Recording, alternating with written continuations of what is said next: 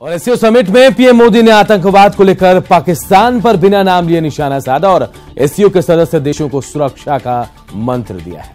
संघाई सहयोग संगठन के शिखर सम्मेलन को संबोधित करते हुए पीएम मोदी ने अफगानिस्तान को आतंकवाद पीड़ित देश बताया तो पाकिस्तान पर इशारों में ही निशाना साधते हुए कह दिया कि शांति प्रक्रिया का सभी को सम्मान करना चाहिए। एससीओ की बैठक में भारत ने पहली बार पूर्ण सदस्य के रूप में शिरकत की है।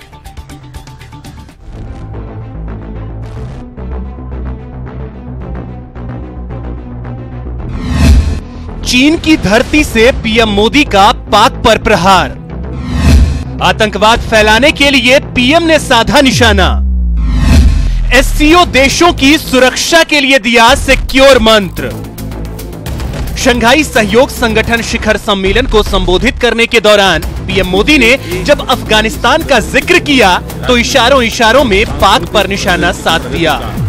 अफगानिस्तान को तो आतंकवाद पीड़ित देश बताया ही, साथ ही कहा कि वहां चल रही शांति प्रक्रिया का सभी को सम्मान करना चाहिए। अफगानिस्तान की स्थिति हमारे साझा क्षेत्र में अतिवाद और आतंकवाद के कुपरिणामों का एक दुर्भाग्यपूर्ण उदाहरण है। मैं आशा करता हूं कि राष्ट्रपति गनी ने जिस भावना से शांति के लिए एक बार फिर से साहसिक कदम उठाए हैं, उस भावना का सम्मान सभी पक्ष करेंगे। इस दौरान पीएम मोदी ने यह भी कहा कि जिन वजहों से अफगानिस्तान पर आंच आई है, उन्हें दोहराया नहीं जाना चाहिए। हम सबकी यह जिम्मेदारी है कि विगत में जिन कारणों से अफगानिस्तान की एकता, अखंडता, संप्रभुता, विविधता और लोकतंत्र पर आंच आई है, उन्हें न दोहराया जाए। साफ है निशाना पाक पर था, क्योंकि ये पाक ही है जो आतंकवाद को अच्छे और बुरे के तराजू पर तोलता है और अफगानिस्तान में आतंक फैलाने वाले तालिबानी आतंकवादियों को बढ़ावा देता है। एससीओ समिट में एक तरफ अफगानिस्तान में आतंकवाद के लिए पीएम ने पाक को खरी खरी कही तो दूसरी तरफ एससीओ सदस्य देशों की सुरक्षा के लिए सिक्योर मंत्र भी दिया। सिक्योर यानी SECURE होता है। एस से मेरा मतलब है security of our citizens, E से मेरा मतलब है economic development for all, C से कनेक्टिंग द रीजन, यू से यूनाइटेड आवर पीपल, आर से respect for sovereignty and integrity, E से एनवायरमेंट प्रोटेक्शन। एससीओ की बैठक में भारत ने पहली बार पूर्ण सदस्य के रूप में शिरकत की है। ऐसे में पीएम मोदी ने साफ कर दिया है, आतंकवाद को नकारते हुए जब सभी सदस्य देश आपसी सहयोग को बढ़ाएंगे, तभी सभी साथ साथ आगे बढ़ेंगे। Bureau report, news 18 network. और बात दिल्ली के मशहूर लव कुश रामलीला कमेटी की, जिसने इस साल होने वाली रामलीला के लिए पात्रों का चयन कर लिया गया।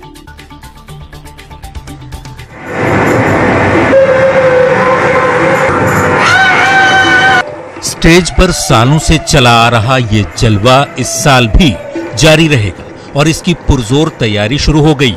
इस साल कौन भगवान राम का रोल करेगा या फिर कौन देवी सीता बनेंगी, इसका फैसला हो गया है। आप खुद देखिए, लवकुश रामलीला कमेटी की तरफ से किसे राम का रोल ऑफर किया गया है और रामलीला में रोल पाकर रजा मुराद क्यों खुश हैं? दिल बहुत था कि मैं राम प्ले करूं हमेशा से, क्योंकि दुनिया पसंद करती है राम को और राम एक आइडल है हर माँ के लिए, हर लड़की के लिए। मैं एक एक्टर हूँ, उस हिसाब से मैं चाहती थी कि मुझे एक बार अवसर मिले कि मैं सीता माँ का रोल अदा करूँ और मुझे वो मौका मिला। स्कूल में जो मेरा नाम था वो था रजा अली मुराद। आर से रजा, ए से अली, एम से मुराद, तो इनिशियल्स मेरे राम होते थे। तो राम जी के लिए दिल में एक अटूट श्रद्धा है, बड़ी मोहब्बत है। लवकुश कमेटी की रामलीला से जुड़कर अभिनेता रजा मुराद बेहद खुश हैं। इस बार वो रामलीला में सुबाहु का किरदार निभा रहे हैं। तो वहीं लवकुश रामलीला कमेटी के चेयरमैन अशोक अग्रवाल ने कहा कि भगवान राम हिंदू और मुसलमान दोनों के आराध्य हैं।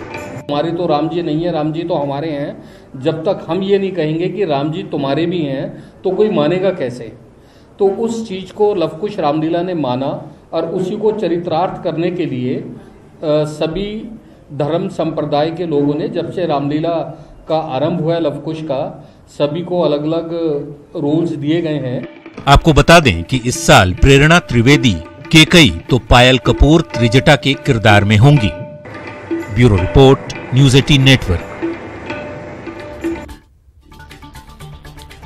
पश्चिमी सिंहभूम में हिरण के शिकार का सनसनीखेज मामला सामने आया। नोवा मुंडी वन विभाग और पुलिस ने पचाई साई के टोला डोंडिया से मृत हिरण के साथ 2 युवकों को गिरफ्तार किया।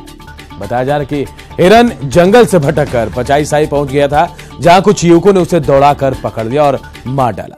गुप्त सूचना पर कार्रवाई करते हुए वन विभाग के अधिकारियों ने हिरण के शव के साथ अजीत नायक और नेपाली तेरिया को गिरफ्तार किया, जिनसे बाकी आरोपियों के बारे में पूछताछ की जा रही है।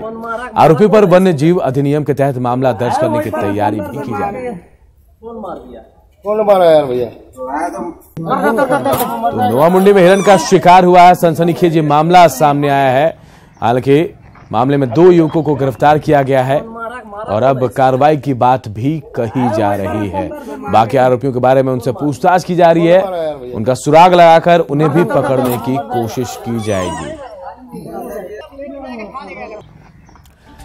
रघुवर सरकार के मंत्री सरयू राय ने एक बार फिर से अपनी ही सरकार की नीतियों और काम करने के तरीकों को लेकर उन पर निशाना साधा है। पिछले दिनों सीएम के आदेश पर जिस तरह से अतिक्रमण हटाया गया, उसको लेकर उन्होंने सीधे सीधे सरकार पर निशाना साधा और साफ शब्दों में कहा उनके क्षेत्र में कोई भी कार्रवाई की जाती है तो उसके पहले इसकी जानकारी उन्हें दी जानी चाहिए, वरना ना तो वैसी कार्रवाई का समर्थन करेंगे और ना ही प्रशासनिक अधिकारी से ठीक से करा पाएंगे। सरयू राय के इस बयान को सरकार के मुखिया के लिए सीधी चुनौती मानी जा रही है। वहीं सरयू राय ने जमशेदपुर में रघुवर सरकार की लीज बंदोबस्ती योजना को भी पूरी तरह से फेल बताते हुए इसमें संशोधन पर जोर दिया। और इस बुलेटिन में फिलहाल इतना ही। मुझे दीजिए इजाजत। नमस्कार।